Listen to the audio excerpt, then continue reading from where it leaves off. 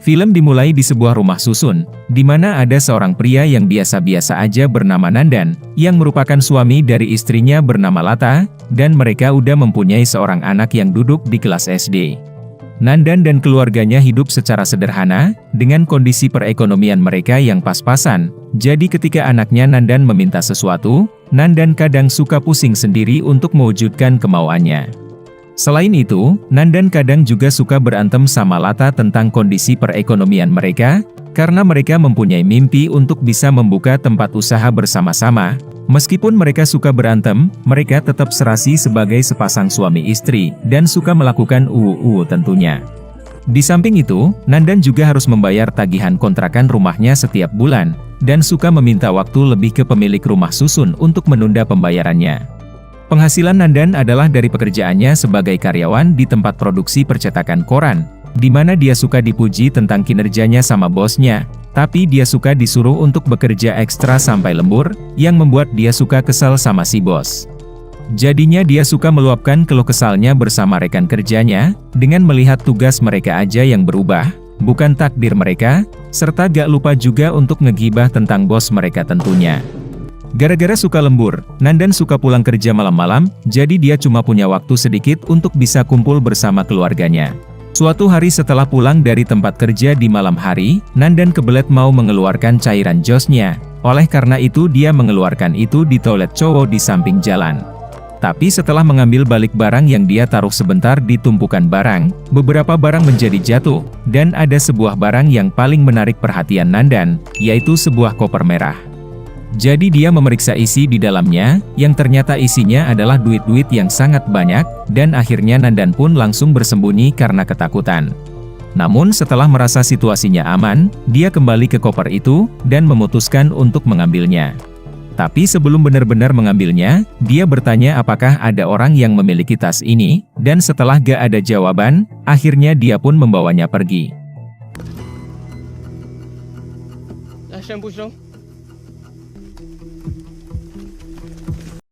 Karena rodanya udah copot satu, Nandan menjadi agak susah untuk membawa koper itu, sampai dia bertemu dengan seorang abang tukang bajai. Awalnya Nandan menolak tawaran pengantaran dari si abang, namun setelah Nandan mendengar suara sirine polisi, dia pun memutuskan untuk menaiki bajai. Si abang merasa heran dengan isi kopernya yang berat, oleh karena itu dia bertanya beberapa hal tentang koper itu ke Nandan, yang membuat dia harus berbohong sambil merasa ketakutan. Jadi dia pura-pura menelpon untuk memberitahu kalau kopernya aman, supaya si abang yang mendengarnya menjadi yakin. Setelah sampai di sebuah area perumahannya, Nandan pergi menjauhi si abang, dan setelah dia udah pergi, Nandan berbalik arah untuk memasuki area perumahannya. Secara hati-hati, Nandan membawa koper itu ke depan rumahnya, dan menyembunyikan bersama dengan tumpukan barang-barang. Tapi ketika bertemu dengan Lata, Nandan gak mau memberitahu duit mantap yang dia temukan, karena gak mau dicap yang aneh-aneh terutama dicap pencuri. Akhirnya dia sampai gak bisa tidur. Sampai di waktu dini hari, Nandan kepikiran untuk lebih mengamankan koper itu, yaitu memasukkannya ke rumah teman tetangganya. Sebelumnya si teman menitipkan kunci rumahnya ke Nandan, karena si teman mau keluar kota, jadi Nandan menggunakan kesempatan ini untuk menaruh koper ke dalam rumah si teman. Namun ternyata masih ada keraguan di hati Nandan, dengan mengambil selembar duit untuk memeriksa duitnya palsu atau gak, dan hampir ketahuan sama Lata, oleh karena itu Nandan mengalihkan perhatiannya dengan menggoda sang istri. Esok harinya, Nandan mulai memeriksa isi koper itu lebih lanjut, dan memang isinya adalah duit-duit mantap yang sangat banyak dengan total hampir 20 miliar rupiah. Ternyata, koper itu adalah milik sekelompok geng yang dipimpin sama seorang pejabat bernama Tuan Patil, yang menugaskan ke para bawahannya untuk membawa koper itu ke temannya. Tapi di tengah perjalanan, para bawahan mendapat gangguan dari sebuah mobil yang menabrak mereka dari samping, dan mobil itu dari geng lainnya yang dipimpin sama seorang bos bernama Tuan Bala. Geng Tuan Bala mau merampok koper dari geng Tuan Patil, dan tepat setelah mereka mengambil koper itu, terjadi perlawanan dari geng Tuan Patil yang menembak ke arah geng Tuan Bala. Gak lama setelah itu datang polisi yang membuat geng Tuan Patil memutuskan untuk kabur, sementara geng Tuan Bala terpaksa menyembunyikan koper ke tumpukan barang-barang di samping jalanan, dan akan mengambilnya setelah situasinya udah aman. Tapi tepat setelah mereka kembali, ternyata kopernya udah hilang gara-gara Nandan yang udah mengambilnya, dan cuma tersisa satu bagian dari koper yang mereka dapatkan, yaitu tinggal roda kopernya aja yang udah putus gara-gara tertembak sebelumnya. Alhasil Nandan menjadi terharu melihat banyak duit yang berhasil dia dapatkan, karena dia udah berusaha keras mencarinya kemana-mana seumur hidupnya, jadi dia memutuskan untuk menamai koper mantapnya bernama Anan Petikar, yang artinya kebahagiaan di dalam koper. Namun kesenangannya harus segera berkurang, ketika Nandan mulai mengetahui kejadian baku tembak kemarin dari sebuah berita, dan menyadari kalau koper itu adalah milik sekelompok geng penjahat. Sementara itu, kedua geng menjadi pusing untuk menemukan koper itu, oleh karena itu kedua geng berusaha mencarinya, terutama geng Tuan Patil yang memutuskan untuk meminta bantuan seorang detektif bernama Pak Kolte, yang dikenal jago dalam menangani penjahat-penjahat yang lagi bersembunyi.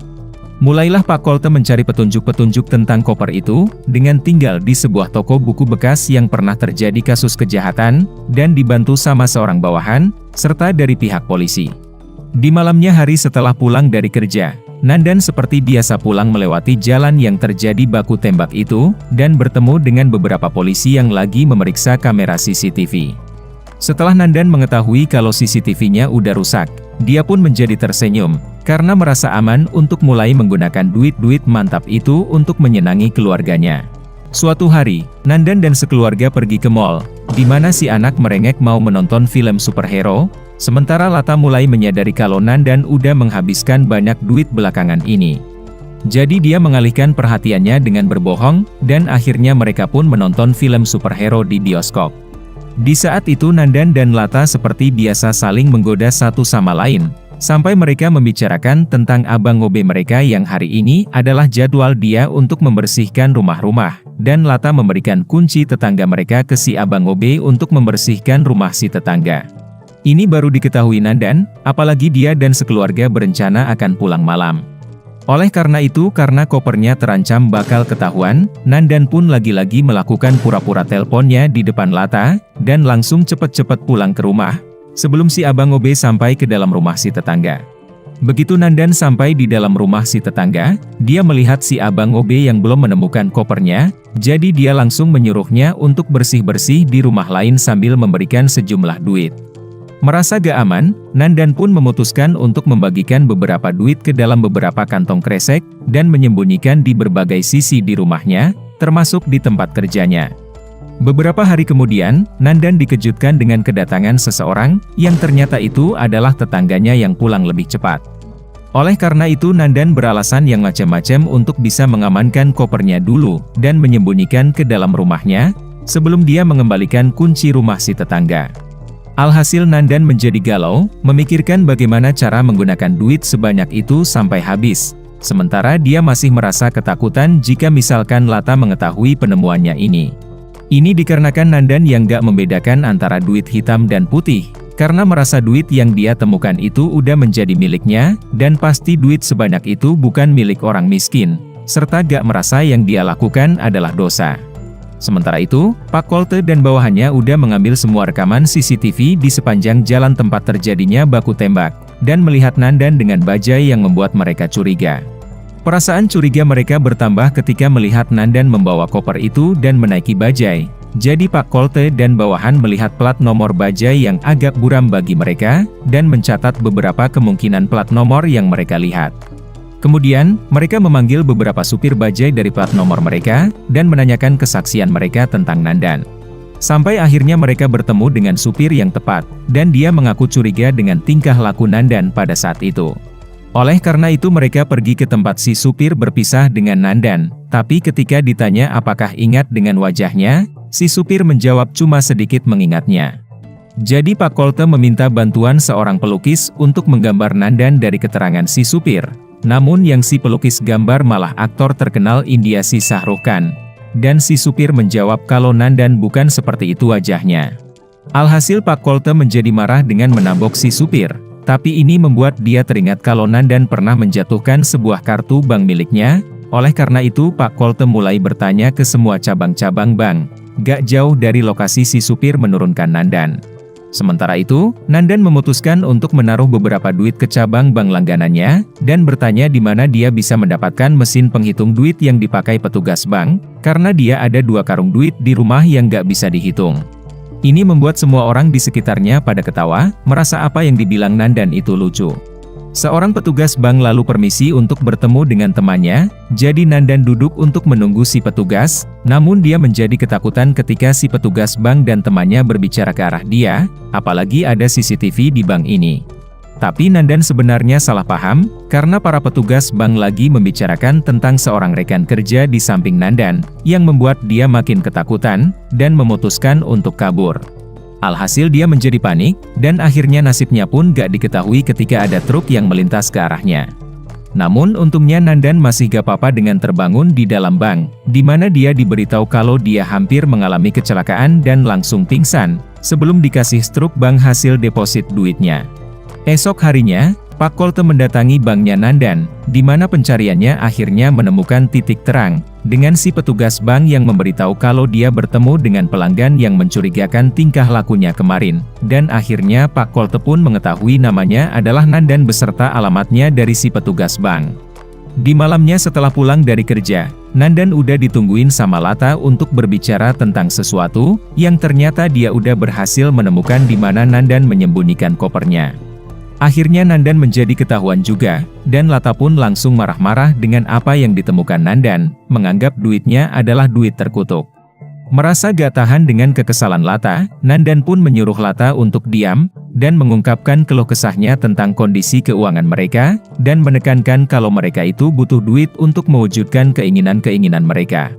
Dia menambahkan kalau duit ini bukan milik orang miskin, tapi orang kaya yang menyembunyikan duit kotor mereka, dan semua orang kaya beserta para pejabat bisa menjadi kaya adalah dengan cara kotor itu, supaya mereka bisa cepat kaya.